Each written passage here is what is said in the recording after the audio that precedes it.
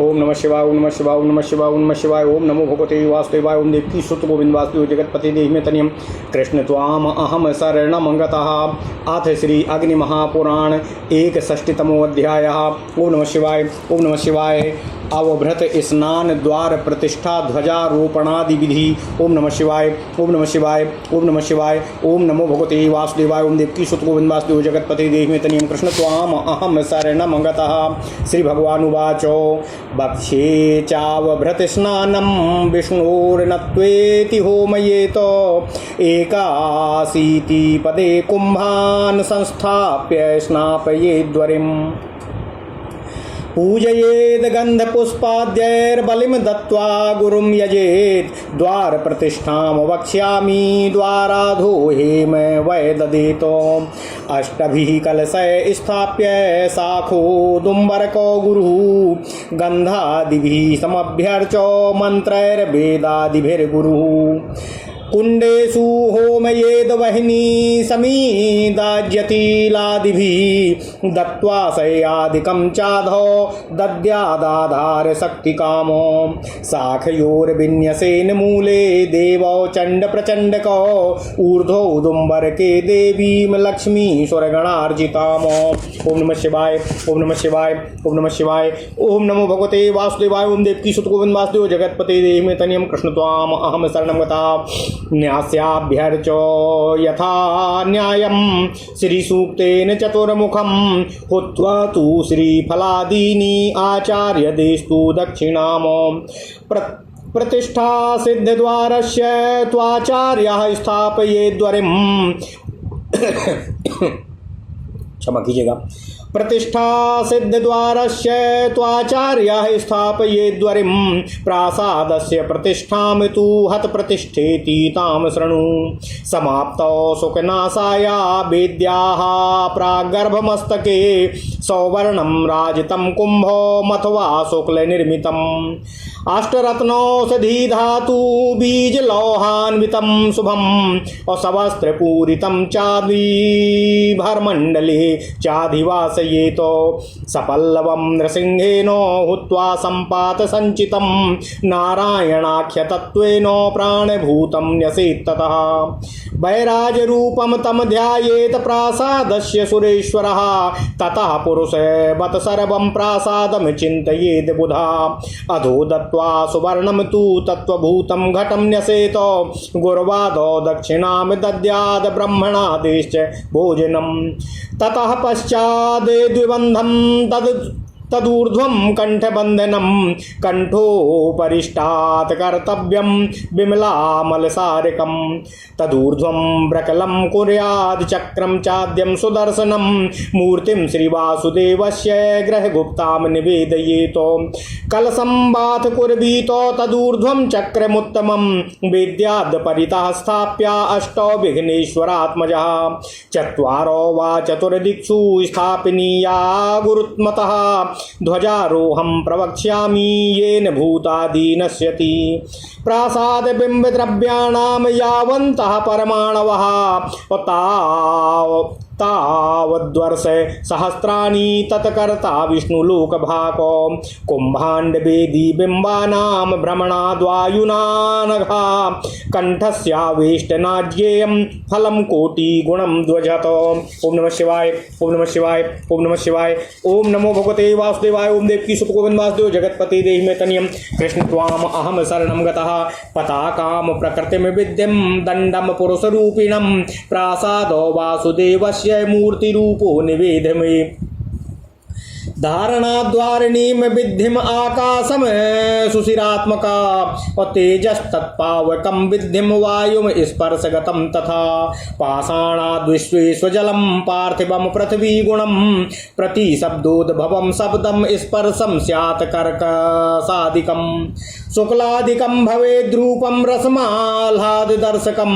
धूपादिगन्धं गन्धं तु भाग्ये वाग्भेर्यादिषु संस्थिताः। सुखना साश्रिता नासा बाहु भद्रात्मको स्मृतो शिरस्त्वंडम निगदितम कलशो मूर्धजा स्मृतः कंठम कंठमिति गेयम स्कंधो वेदी निगद्यते पायुपास्ते प्रणाले तु त्वक्सुधा परिकीर्तिता मुखम द्वारम भवेदस्य प्रतिमा जीव उच्यते तत्शक्तिं पिंडिकां विद्धि प्रकृतिं च तदाकृतिं निश्चलत्वं चागर्भोष्या अधिष्ठाता तु केशवा एवमेषो हरि साक्षात् प्रसादात्वेन संस्थिता जंघा त्वस्य शिवो ज्ञेयः स्कन्धे धाता व्यवस्थिता ऊर्ध्वभागे स्थितो विष्णुरेवं तस्य स्थितस्य हि प्रासादस्य प्रतिष्ठां तु ध्वजरूपेण मे शृणु ध्वजं कृत्वा सुरैर्दैत्याजितः शास्त्रादि चिह्नितम्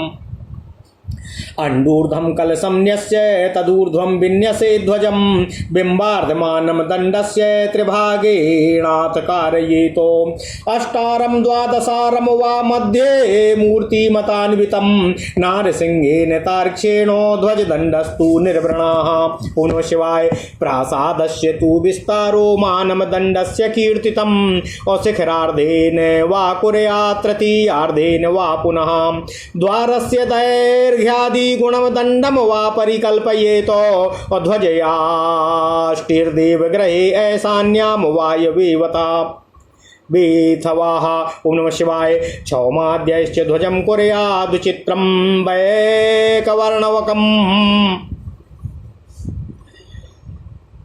घंटा चामरे किंकिण्याः भूषितं पापनाशनम् दंडाग्राद्वारिणी यावद्वस्त्रैक्यं विस्तरेण तु महाध्वजः सर्वदा स्यात् तुरया स्वाधीनतोर्चितः ध्वजे चार्धेन विज्ञेया पताका मानवर्जिता विस्तारेण ध्वजाकार्यो विंशदङ्गुले सन्निभा अधिवास विधानेन चक्रम दंडम ध्वजं तथा देववत् सकलं कृत्वा मण्डपस्नानादिकं नेत्रोन्मीलन तत्वा पूर्वोक्तं सर्वमाचरेत अधिवासयेद्विधिना शय्यायां स्थाप्य देशिकः ततः सहस्रशीर्षेति सूक्तं चक्रे न्यसेद्बुधः तथा सुदर्शनं मन्त्रं मनस्तत्त्वं निवेशयेत मनोरूपेण तस्यैव सजीवकर्णं स्मृतम् अरेषु मूर्तयो न्यास्याः केशवाद्यासुरोत्तमाः नाभ्यब्ज प्रतिनेमीशो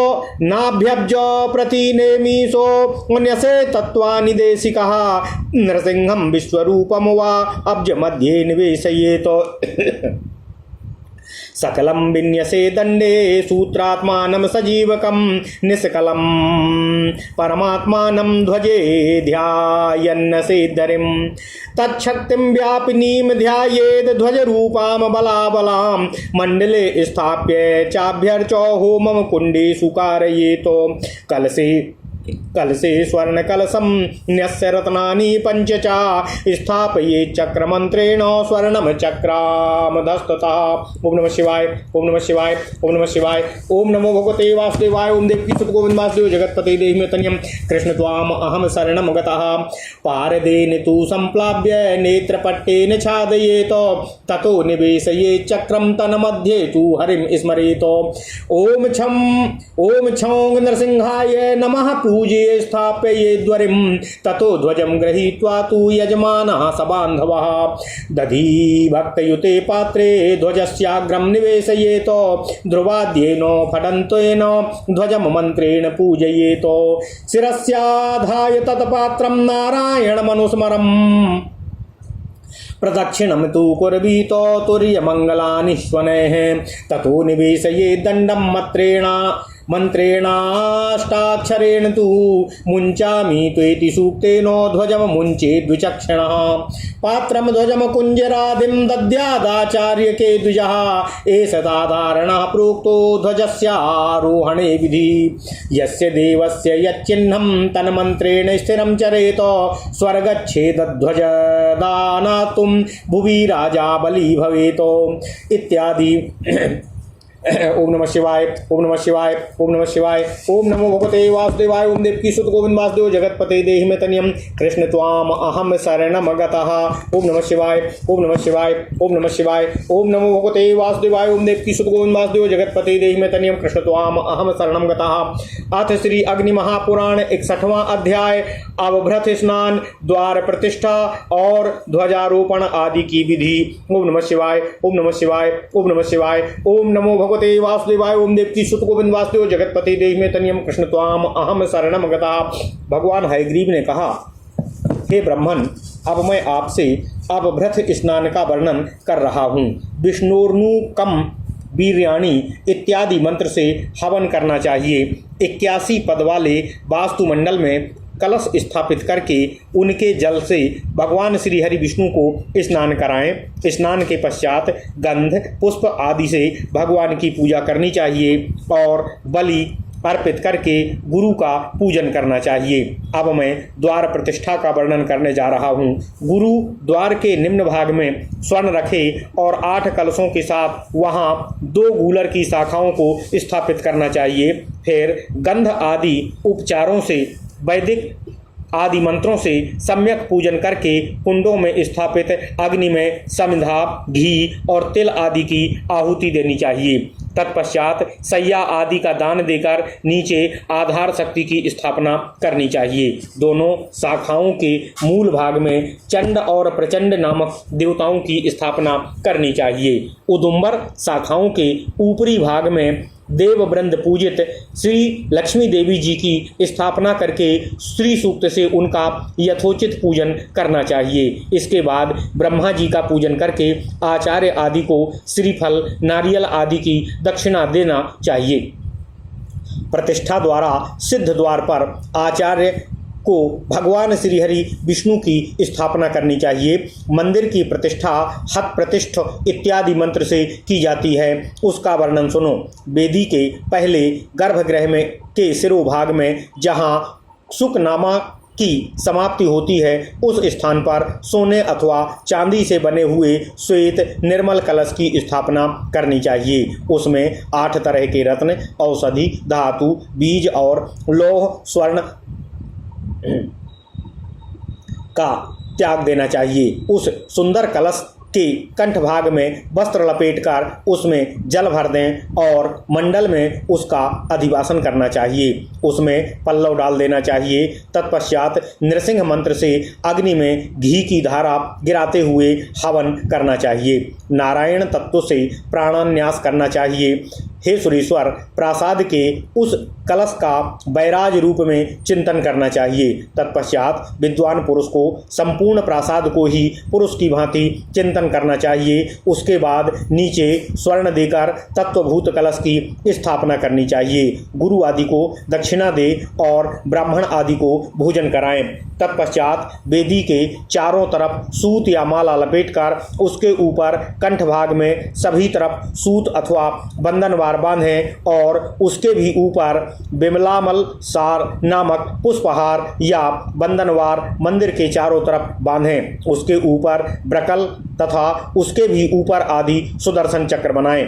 वहीं भगवान वासुदेव की ग्रह गुप्त मूर्ति निवेदित करना चाहिए अथवा पहले कलश और उसके ऊपर श्रेष्ठतम सुदर्शन चक्र की योजना करनी चाहिए।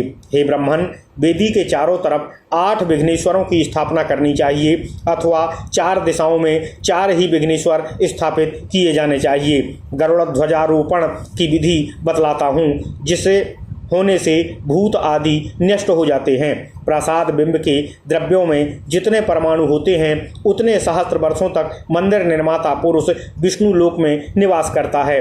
हे निष्पाप ब्रह्मा जी, जिस समय वायु से ध्वज फहराता है और कलश वेदी तथा प्रसाद बिंब से कंठ। ओम नमः शिवाय, ओम नमः शिवाय। ओम नमो भगवते वासुदेवाय। ओम देवकी सुत गोविंद वासुदेव जगतपते देहि मे तनियम कृष्ण त्वाम अहम शरणम गतः। ओम नमः शिवाय, ओम नमः शिवाय, ओम नमः शिवाय। ओम नमो भगवते। वेदी तथा प्रासाद बिंब के कंठ से आवेष्टित कर लेता है, तत्पश्चात प्रसादकर्ता को ध्वजारोहण की अपेक्षा भी कोटि गुना अधिक फल प्राप्त होता है, ऐसा समझना चाहिए। पताका को प्रकृति जानो और दंड को पुरुष जानो। साथ ही मुझसे यह भी समझ लो कि प्रसाद भगवान मंदिर भगवान वासुदेव की मूर्ति है। मंदिर भगवान को धारण करता है, यही उसमें अधरणी तत्व है, ऐसा जानना चाहिए। मंदिर के अंदर जो शून्य अवकाश है वही उसमें आकाश तत्व है, उसमें जो तेज या प्रकाश है वही अग्नि तत्व है, और उसके अंदर जो हवा का स्पर्श होता है वही उसमें वायु तत्व है। पाषाण आदि में ही जो जल है वह पार्थिव जल है, उसमें पृथ्वी का गुण गंध विद्यमान है। प्रतिध्वनि से जो शब्द प्रकट होता है वही वहाँ का शब्द है। छूने में जो कठोरता आदि का अनुभव होता है वही वहाँ का स्पर्श है। शुक्ल आदि वर्ण रूप है। आह्लाद का अनुभव कराने वाला रस ही वहाँ रस है। धूप आदि की गंध ही वहाँ गंध है। भेरी आदि के जो नाद प्रकट होता है वही मानो बागेंद्रिय का कार्य है, इसलिए वही बागेंद्रिय की स्थिति है। सुख नासा में नासिका की स्थिति है। दो भद्रात्मक भुजाएं कही गई हैं। शिखर पर जो अंड सा बना रहता है वही मस्तक कहा गया है, और कलश को केस वाला बतलाया गया है। प्रासाद का कंठभाग ही उसका कंठ समझना चाहिए। वेदी को कंधा कहा गया है। दो नालियां गुदा और उपस्थ बतलाई गई हैं। मंदिर का जो चूना फेरा गया है उसी को त्वचा नाम दिया गया है। द्वार उसका मुंह है, और प्रतिमा को मंदिर की जीवात्मा कहा गया है। पिंडिका को जीव की शक्ति समझो और उसकी आकृति को प्रकृति समझो। निश्चलता उसका गर्भ है, और भगवान केशव उसके अधिष्ठाता हैं। इस तरह वे भगवान श्री हरि विष्णु ही साक्षात मंदिर रूप में विराजमान होकर खड़े हैं। भगवान शिव उसकी जंघा हैं। ब्रह्मा स्कंध भाग में स्थित है, और ऊर्ध्व भाग में स्वयं भगवान विष्णु विराजमान हैं। इस तरह स्थित हुए प्रसाद की ध्वजा रूप से जो प्रतिष्ठा की गई है उसकी मुझसे सुनो। शास्त्रादि चिन्हित ध्वज का आरोहण करके देवताओं ने दैत्यों को जीता था।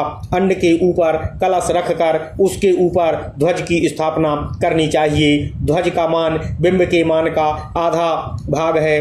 ध्वज दंड की लंबाई के 1/3 भाग से चक्र का निर्माण कराना चाहिए। वह चक्र 8 या 12 आरों का हो, और उसके मध्य भाग में भगवान नृसिंह अथवा गरुड़ की मूर्ति विराजमान हो। ध्वज दंड टूटा फूटा या छेद वाला ना हो। प्रसाद की जो चौड़ाई है उसी को दंड की लंबाई का मान कहा गया है, अथवा शिखर के आधे या 1/3 भाग से उसकी लंबाई का अनुमान करना चाहिए, अथवा द्वार की लंबाई से दुगना बड़ा दंड बनाना चाहिए। उस ध्वज को देव मंदिर पर ईशान या वायव्य कोण की तरफ स्थापित करना चाहिए। उसकी पताका का रेशमी आदि वस्त्र से विचित्र शोभा युक्त बनावें, अथवा उसको एक रंग का ही बनावें। यदि उसको घंटा चमर आदि छोटी छोटी घंटियों से विभूषित करना चाहिए तो वह पापों का नाश करने वाला होता है।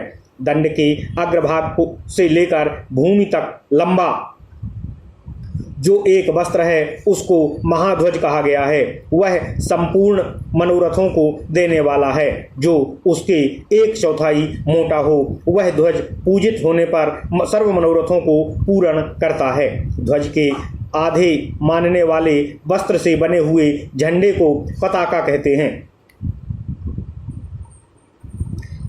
अथवा पताका का कोई माप नहीं होता है। ध्वज का विस्तार 20 अंगुल के बराबर होना चाहिए। चक्र दंड और ध्वज इन सभी का अधिवासन की विधि से देवता की ही भांति सकलीकरण करके मंडप स्थान पर मंडप में नहलाने की क्रिया आदि सभी कार्य करना चाहिए। नेत्रोन्मीलन को छोड़कर उपरोक्त सभी कर्मों का अनुष्ठान करना चाहिए। आचार्य को इन सभी को विधिवत सैया पर स्थापित करके इनका अधिवासन करना चाहिए। तत्पश्चात विद्वान पुरुष को सहस्त्र शीर्ष इत्यादि सूक्त का ध्वजांकित चक्र में न्यास करना चाहिए, तथा सुदर्शन मंत्र एवं मनस्तत्व का न्यास करना चाहिए। यह मन रूप से उस चक्र का ही सजीवीकरण कहा गया है। हे सुरश्रेष्ठ, 12 आरों से क्रमशः केशव आदि मूर्तियों का न्यास करना चाहिए। गुरु, चक्र की नाभि, कमल एवं प्रतिनेमियों के तत्वों का न्यास करना चाहिए। कमल में नृसिंह अथवा विश्वरूप भगवान श्री विष्णु जी का निवेश करना चाहिए। दंड में जीव सहित संपूर्ण सूत्रात्मा का न्यास करना चाहिए। ध्वज में भगवान श्री विष्णु जी का ध्यान करते हुए निष्कल परमात्मा का निवेश करना चाहिए। उनकी बला रूपा व्यापनी शक्ति का ध्वज के रूप में ध्यान करना चाहिए। मंडप में उसकी स्थापना और पूजा करके कुंडों में हवन करना चाहिए। कलश में सोने का टुकड़ा और ओम नमः शिवाय, ओम नमः शिवाय, ओम नमः शिवाय, ओम नमः शिवाय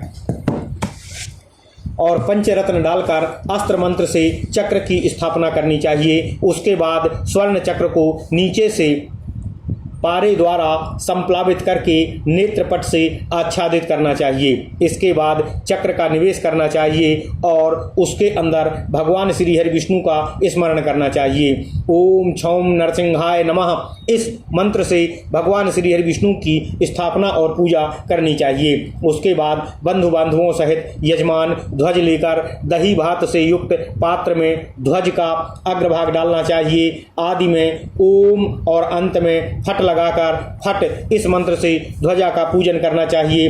तत्पश्चात उस पात्र को सिर पर रखकर नारायण का बारंबार स्मरण करते हुए वाद्यों की ध्वनि और मंगल पाठ से के साथ परिक्रमा करना चाहिए। उसके बाद अष्टाक्षर मंत्र से ध्वज दंड की स्थापना करनी चाहिए। विद्वान पुरुष को मुंचामी त्वा इस सूक्त के द्वारा ध्वज को फहरावें। ध्वज को आचार्य के लिए पात्र, ध्वज और हाथी आदि का दान करना चाहिए। वह ध्वजारोहण की सामान्य विधि बतलाई गई है।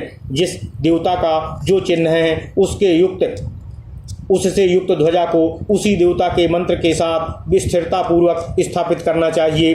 मनुष्य ध्वज दान के पुण्य से स्वर्ग लोक को जाता है तथा वह पृथ्वी पर बलवान राजा होता है। ओम नमः शिवाय, ओम नमः शिवाय, ओम नमः शिवाय। ओम नमो भगवते वासुदेवाय। ओम देवकी सुत गोविंद वासुदेव जगतपते देहि में तनियम कृष्ण त्वाम अहम शरणं गताम। इस प्रकार महापुराणों में श्रेष्ठ श्री विष्णु वामपाद स्वरूप श्री कृष्ण द्वैपायन भगवान व्यास कृत अग्नि महापुराण अंतर्गत आगत विषयों का विवेचन संबंधी 61वां अध्याय पूर्ण हुआ।